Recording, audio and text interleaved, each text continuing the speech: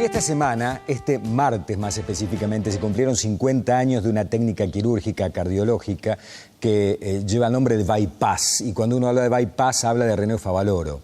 50 años de esta técnica. En un ratito vamos a conversar con alguien que lo conoció mucho, a René Favaloro, pero antes presentamos la nota.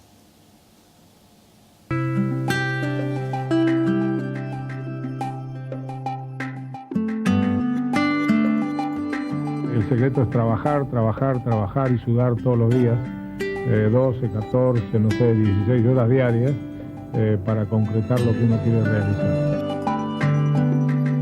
Yo no puedo concebir al científico, al médico, no sé, al abogado, al ingeniero, el que sea, que se dedique nada más que a su formación específica. Sin formación humanista la cosa no sirve. Uno de los preceptos que tenemos es que el único que merece respeto es el paciente, el que no sufra con su paciente, mejor que haga otra cosa. El individuo muy poco vale si no está rodeado de un grupo de gente que con su misma filosofía vayan hacia el mismo lado.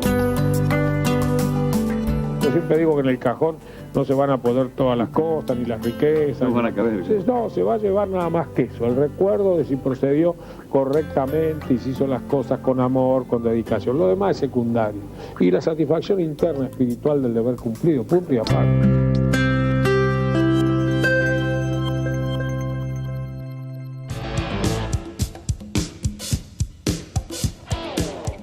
Bueno, Favaloro es uno de esos personajes que han transitado la vida en la República Argentina y que uno ve en un tape o en una nota o lo lee inclusive, ve fotografías y se emociona. Hace poco tiempo inclusive, ¿no? René Favaloro, en un programa que se hizo buscando el ADN argentino, terminó siendo el más representativo de todos por la mayoría de la gente, el más votado. René Favaloro. Está con nosotros José Pablo Sala, que es el director del Instituto Modelo de Cardiología de Córdoba y que además fue amigo de René Favaloro. ¿Cómo te va, doctor? ¿Qué tal? Mucho gusto. Un gustazo.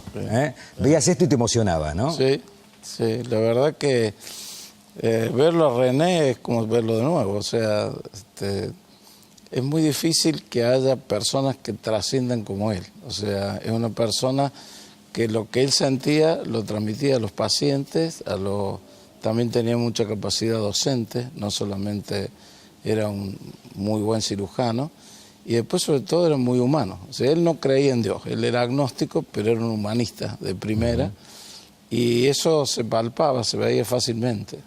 Es más, en la historia, si uno que tuvo la suerte de conocerlo y de tratarlo mucho, la ida a Jacinto Arauz es el único que yo conozco médico que estuvo 10 años en la parte rural que no quiso invertir en el lugar para casualmente poder crecer médicamente, pero que completó la luz las 24 horas en el pueblo, trabajó con las comadronas porque si no, no llegaba, él era un médico rural en esa época, para disminuir la mortalidad del parto. ¿No? Jacinto Arauz está justo en el límite de La Pampa hacia la Bahía Blanca, en la ruta que va de Santa Rosa, pero en la provincia de La Pampa.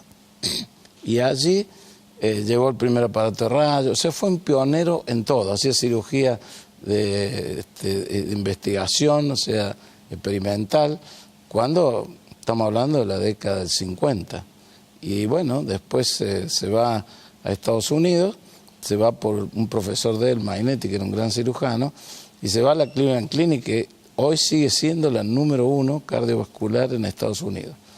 Y allí llega a ser primera figura. O sea, no era muy bueno en inglés, pero sí entender. Era muy bueno como cirujano, como cardiocirujano. Claro, era, aparte que es como decía él allí, 12, 14 y 6 horas por día, vivía con pasión lo que hacía. ¿Y qué significó la técnica del bypass para la cardiocirugía, para afrontar la enfermedad cardíaca, digamos? Un antes y un después. O sea, cuando él es el pionero en eso, el que la lleva a cabo, no es que sea el que la ideó, porque ya había otros que habían ideado eso, pero el que la lleva en el primer ser humano es él.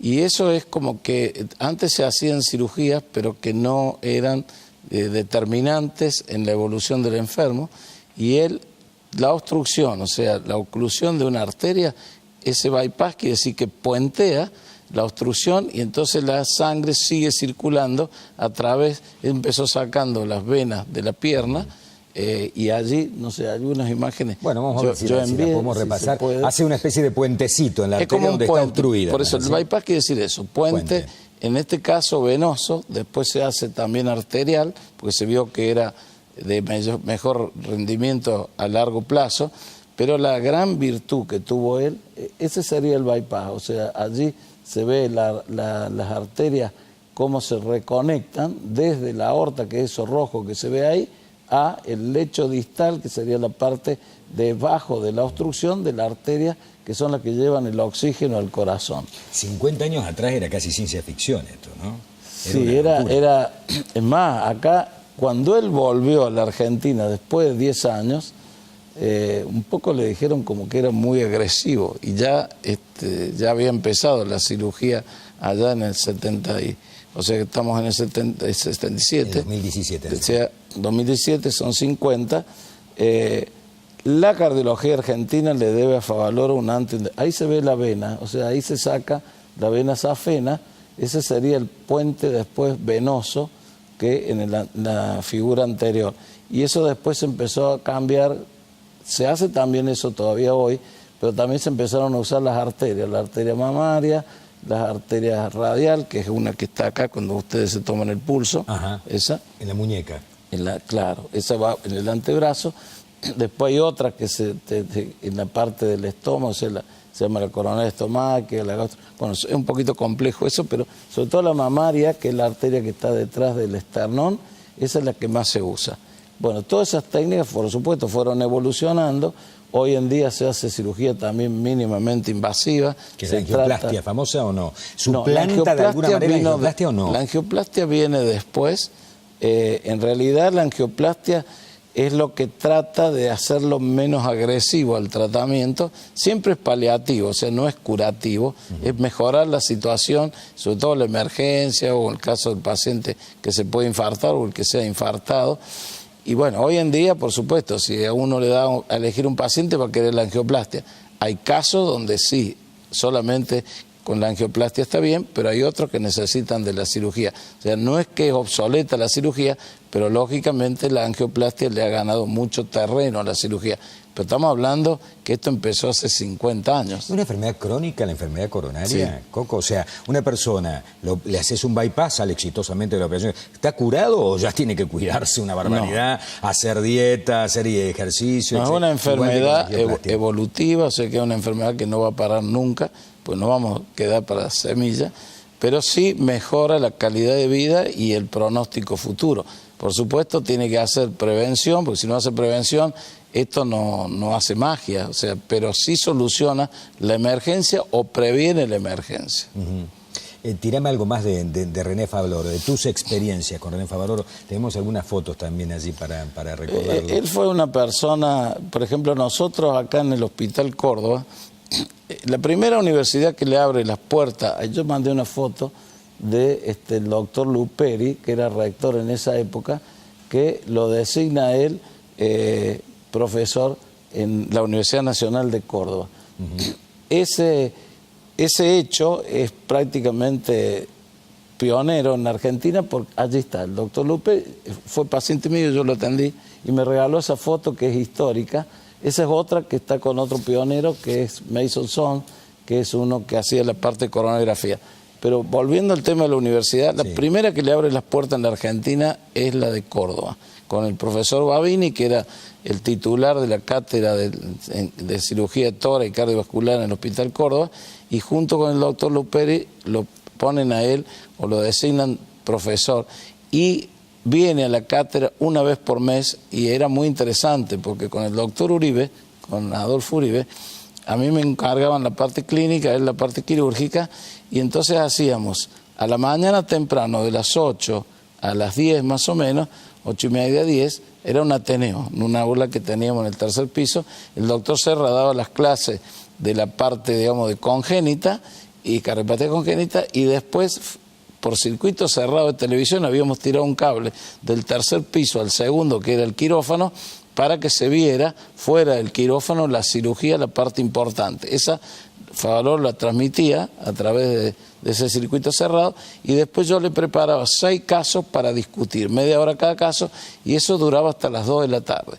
Era una cosa espectacular porque era una primera figura en el mundo y venía gente de Tucumán, de Mendoza, de todos lados.